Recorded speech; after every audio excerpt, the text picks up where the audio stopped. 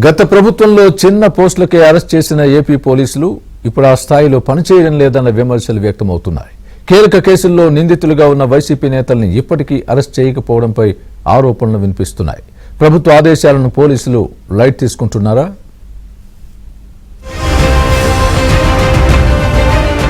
ఆంధ్రప్రదేశ్లో పలు కీలక కేసుల్లో నిందితులు పరారవుతున్నారు. వీరిని పోలీసులు ఎందుకు అదుపులోకి తీసుకోలేకపోతున్నారని పలువురు ప్రశ్నిస్తున్నారు. ప్రధానంగా వైసీపీ సోషల్ మీడియాకు కీలకంగా వ్యవహరించిన సజ్జల భార్గవరెడ్డి, అర్జున్ రెడ్డితో పాటు మరికొందరు కూడా పరారీలో ఉన్నారు. వీరు కాకుండా విచారణకు హాజరు కావాలని ప్రకాశం జిల్లా పోలీసులు రామ్ గోపాల్ వర్మకు నోటీసులు ఇచ్చారు. కానీ ఆర్జీవీ మాత్రం పరారీలో ఉండటంతో ఆయన కోసం పోలీసులు గాలిస్తున్నారు. మరోవైపు రామ్ గోపాల్ వర్మ బెయిల్ పిటిషన్ బుధవారం విచారణకు రానుంది. ఇక పులివెందులలో వర్ర రవీంద్రారెడ్డిపై నమోదైన కేసులలో సంబంధం ఉన్న పలువురు వైసీపీ సోషల్ మీడియా కార్యకర్తలను పోలీసులు విచారణ చేసి 41A నోటీసులిచ్చి పంపించారు.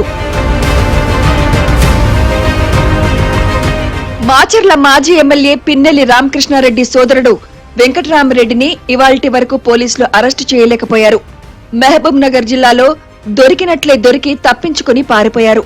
వెంకటరామరెడ్డి తప్పించుకునేందుకు పోలీసులు ఇస్తున్న సమాచారమే కీలకంగా పనిచేసిందనే ఆరోపణలు వెల్లువెత్తుతున్నాయి. న్యాయపరమైన రక్షణ పొందే వరకు పోలీసులు ఇలాంటి వారిని ఎందుకు అరెస్టు చేయలేకపోతున్నారని పలువురు ప్రశ్నిస్తున్నారు. వైసీపీ ప్రభుత్వ హయాంలో పనిచేసిన పోలీసులే ఇప్పుడు కూడా ఉన్నారని, కనీసం అరెస్టు చేసేందుకు ప్రయత్నాలు కూడా చేయడం లేదని చెబుతున్నారు. మరోవైపు కొంతమంది పోలీస్ అధికారులు ప్రభుత్వాన్ని లెక్క చేసే పరిస్థితి కూడా కనిపించడం లేదు. పలు కేసులలో నిందితులుగా ఉన్న పోలీస్ అధికారులు సస్పెన్షన్ అయినప్పటికీ ఇష్టం వచ్చింది చేసుకోండి అన్నట్లుగా సవాల్ విసురుతున్నారు. ముంబై నటి జత్వానీ కేసుతో పాటు రఘురామకృష్ణరాజుపై 3rd డిగ్రీ కేసులో నిందితుడిగా ఇంటెలిజెన్స్ మాజీ చీఫ్ పిఎస్ఆర్ ఆంజనేయులు కనీసం ముందస్తు బెయిల్ దరఖాస్తు చేయలేదు. 3rd డిగ్రీ కేసులో సిఐడి మాజీ డీజీ పివి సునీల్ కుమార్ ముందస్తు బెయిల్ కోసం వెళ్లలేదు.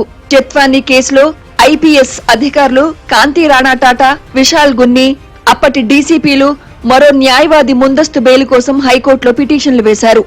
వీటిపై బుధవారం హైకోర్టులో విచారణ జరగనుంది.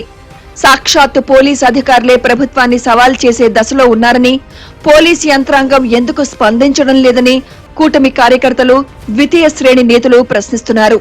వైసీపీ ప్రభుత్వంలో టీడీపీ జాతీయ అధ్యక్షుడు చంద్రబాబు నాయుడు, అచ్చెన్నాయుడు, కొల్లు రవీంద్ర, ధూళిపాళ్ల నరేంద్ర వంటి నేతలను అర్ధరాత్రి గోడలు దూకి అరెస్టు చేశారు. అయితే అప్పట్లో నిబంధనలు పాటించకుండా వ్యవహరించిన పోలీసులు ఇప్పుడు నిబంధనల పేరుతో సాకులు చెప్తున్నారని కూటమి పక్షాలు ఆరోపిస్తున్నాయి.